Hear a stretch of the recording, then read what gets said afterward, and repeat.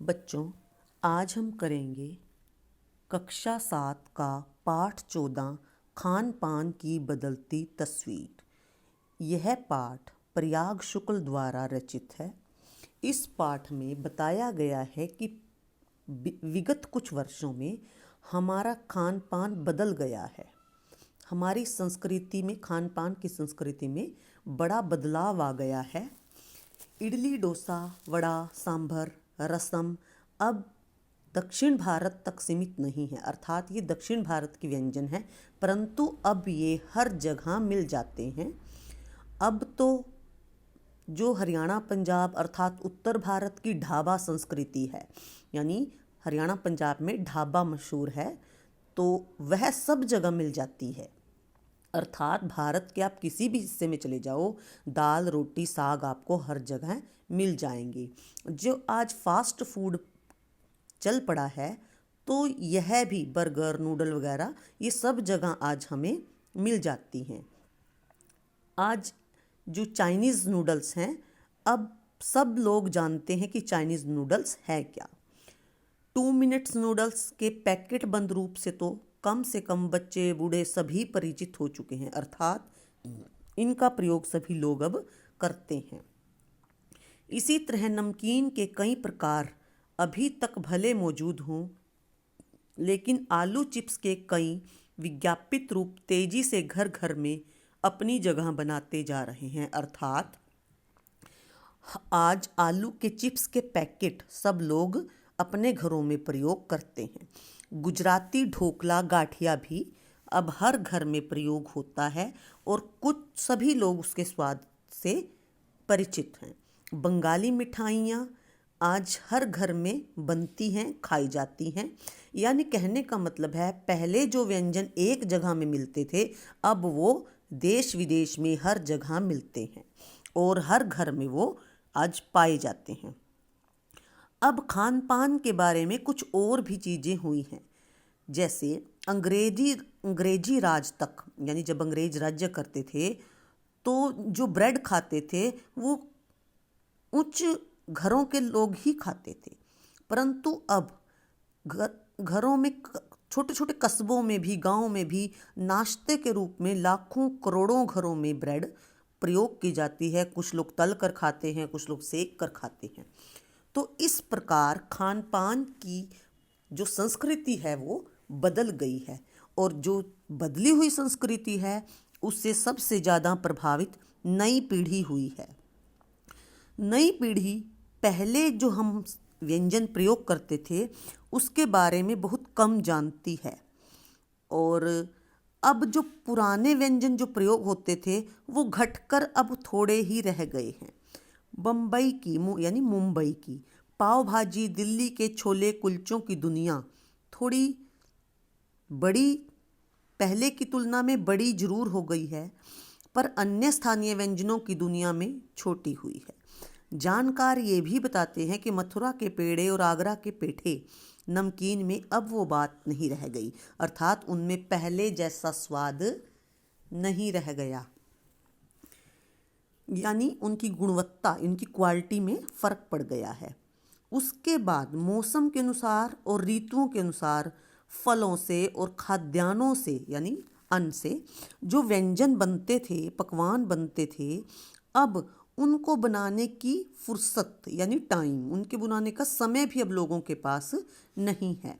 अब औरतें पहले की औरतों की तरह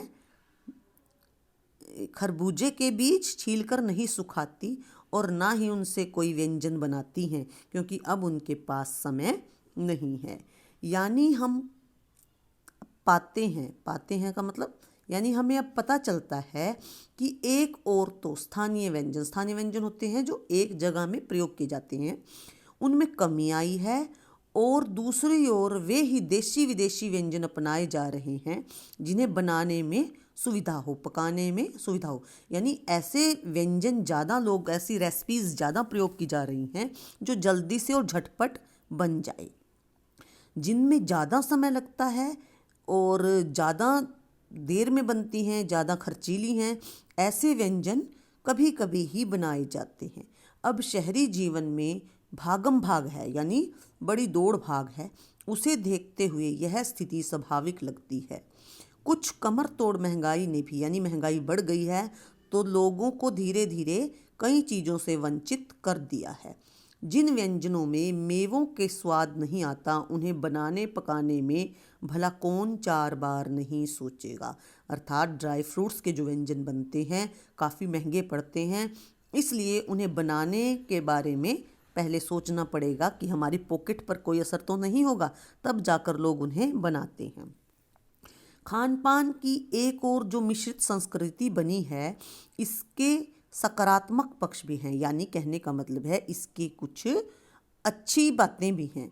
जो गृहिणियां हैं, यानी हाउसवाइफ्स हैं, और कामकाजी महिलाओं को जो काम करती हैं, उनको अब जल्दी तैयार हो जाने वाले विविध व्यंजनों की विधियां उपलब्ध हैं, यानी अनेक प्रकार के उनको जो जल्दी बन जाते हैं वो रेसिपीज़ उनको आती हैं। अब नई पीढ़ी को देश विदेश के व्यंजनों को जानने का सुयोग मिला।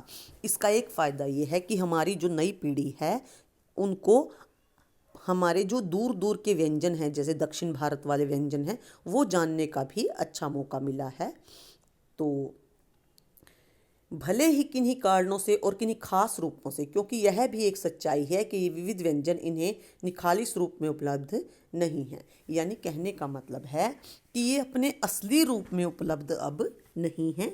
आज़ादी के बाद उद्योग धंधों, नौकरियों, तबादलों का जो नया विस्तार हुआ है, उनके कारण भी खान पान की चीज़ें एक प्रदेश से दूसरे प्रदेश में पहुँचे हैं। यानी आज़ादी के बाद हम क्या हुए हैं, उद्योग धंधे बढ़ गए हैं, हमारे नौकरियां बढ़ गई हैं, और हमारी ट्रांसफ़र्स हो जाती हैं, बदलियां हो जाती हैं। जिन लोगों की बदलियां होती हैं, ट्रांसफ़र होती है, तो वो वहाँ जाकर अपने व्यंजन बनाते हैं, जिनसे खान पान की मिली जुली संस्कृति को बढ़ावा मिला है। बड़े बड़े शहरों में मध्य वर्गीय स्कूलों में दोपहर के टिफ़िन के वक्त जब बच्चों के टिफ़िन के डिब्बे खुलते हैं तो उनसे विभिन्न प्रदेश के व्यंजनों की खुशबू उठती है। यानी कोई कहीं का, मान लो दिल्ली है, दिल्ली में सब एक सारे बच्चे दिल्ली के नहीं हैं, कोई बिहार का रहता है, कोई रहता है हरियाणा का, कोई पंजाब का, तो उनके घर अपने अपने प्रदेश के व्यंजन बनते हैं। वो स्कूल में जब इकट्ठे बैठकर टिफ़िन खोलते हैं तो विभिन्न प्रकार के व्यंजन उनके, खुशबू उनकी उठ जाती है। हम खान पान से भी एक दूसरे को जानते हैं। इस दृष्टि से देखें तो खान पान की नई संस्कृति ने हमें राष्ट्रीय एकता के लिए नए बीज मिल सकते हैं। अर्थात राष्ट्रीय एकता इससे मजबूत होती है, क्योंकि हम सब मिलजुल कर खाना खाते हैं। बीज भली भांति तभी अंकुरित होंगे जब हम खान पान से जुड़ी हुई चीज़ों की ओर ध्यान देंगे। मसलन हम उस बोली, बाणी, वेशभूषा, भाषा आदि को भी किसी न किसी रूप में ज़्यादा जानेंगे जो किसी खान पान से जुड़ी हुई है। अर्थात हमें खान पान को छोड़कर और चीज़ों को भी अपनाना चाहिए, जैसे वेशभूषा, बोली, बाणी आदि। इसी के साथ ध्यान देने की बात यह है कि स्थानीय व्यंजनों का पुनरुद्धार भी जरूरी है। कहने का मतलब है कि उनका दोबारा उनको भी बनाना जरूरी है, जिन्हें अब एथनिक कहकर पुकारने का चलन बढ़ चुका है। ऐसे स्थानीय व्यंजन केवल 5 सितारा होटलों के प्रचारार्थ नहीं छोड़ दिए जाने चाहिए। 5 सितारा होटलों में वे कभी कभार मिलते रहें, पर घर बाजारों से गायब हो जाएं तो यह एक दुर्भाग्य ही होगा। यानी हमें घरों में भी ऐसी चीज़ें बनाते रहने चाहिए जो अब गायब होने को हैं।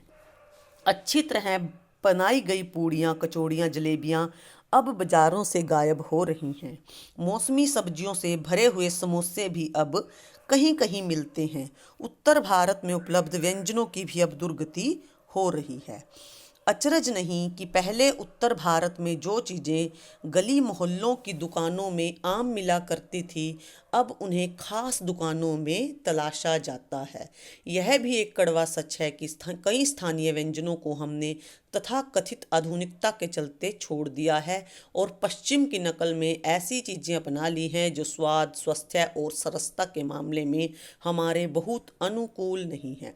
यानी कहने का मतलब है कि कई स्थानीय व्यंजन जो हमारे आम जीवन के व्यंजन थे जिन्हें हमारे बुजुर्ग खाते थे, उनको हमने छोड़ दिया है क्योंकि अब वो फैशन में नहीं है, उनको खाना अब अच्छा नहीं लगता। अब उनके चक्कर में हमने विदेशों में खाई जाने वाली चीज़ें अपना ली हैं, जो मैदे से बनती हैं लगभग और हमारे स्वास्थ्य को नुकसान पहुंचाती हैं। हो यह भी रहा है कि खान पान की मिश्रित संस्कृति में हम कई बार चीज़ों का असली और अलग स्वाद नहीं ले पा रहे। अक्सर प्रतिभोजन पार्टियों में एक साथ ढेरों चीज़ें रख दी जाती हैं। ये सच है कि हम पार्टी में जाते हैं, शादी में जाते हैं, तो वहाँ हमें इतनी सारी सब्जियां मिल जाती हैं, इतना सारा हमें मीठा मिल जाता है कि हमें पता ही नहीं चलता कि कौन सा सबसे अच्छा है। सबका स्वाद गड़बड़ हो जाता है। खान पान की मिश्रित या विविध संस्कृति हमें कुछ चीज़ें चुनने का अवसर देती है, हम उनका लाभ नहीं उठा पा रहे। हम अक्सर एक ही प्लेट में कई तरह के और कई बार तो बिल्कुल विपरीत प्रकृति वाले व्यंजन परोस लेते हैं। अर्थात कई बार क्या होता है कि हम शादी में जाते हैं, एक प्लेट में हम कई तरह की चीज़ें रख लेते हैं, मीठा भी, खट्टा भी, और जो विपरीत होती हैं, जिनको एक साथ खाने से हमारे स्वास्थ्य पर, शरीर पर बुरा असर पड़ता है।